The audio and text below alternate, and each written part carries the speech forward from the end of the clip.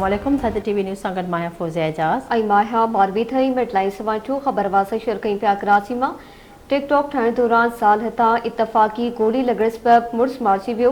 ॻोठु अलाबख्श भुट्टो चौक गोली लॻण सबबि अब्दुल अज़ीज़ शेख मारिजी वियो आहे।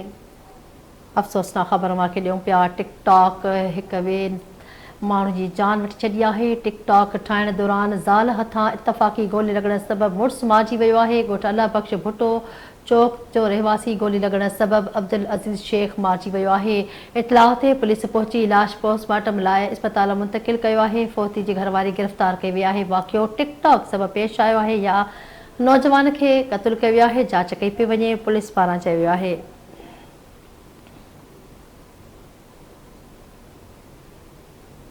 जी नाज़रीन, टिकटॉक ठाहिण दौरान ज़ाल हथां इतफ़ाक़ी गोली लॻण सबबि मुड़ुसु मारिजी वियो आहे। ॻोठु अल्लाह बख़्श भुट्टो जो रहवासी गोली लॻण सबबि अब्दुल अज़ीज़ शेख मारिजी वियो आहे। इतलाह ते पुलिस पहुची लाश पोस्टमार्टम लाइ इस्पताल मुंतक़िल कयो। फ़ौती जी घरवारी खे गिरफ़्तार कयो वियो आहे।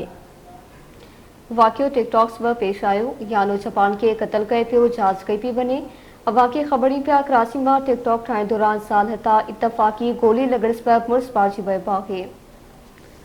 इतलाह ते पुलिस पहुची लाश पोस्टमार्टम लाइ इस्पताल मुंतक़िल कयो।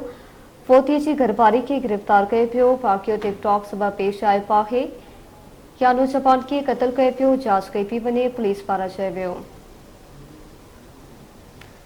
तफ़सील मालूम कंदासीं यूनिस चांडियो खां। जी यूनिस चांडियो वागा कजो। जी बिल्कुल साइड सुपर हाईवे थाने जी हद अलाबख्श ॻोठ भुट्टो चौक वेझो अफ़सोसनाक वाक़ियो पेश आयो आहे।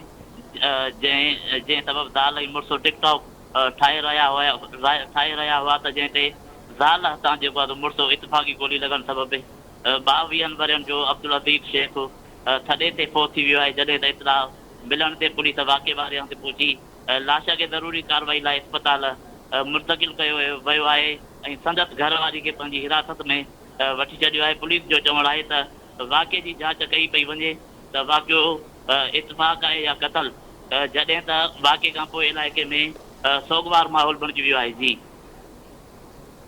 महिरबानी जी यूनिस चांडियो वागा करण लाइ।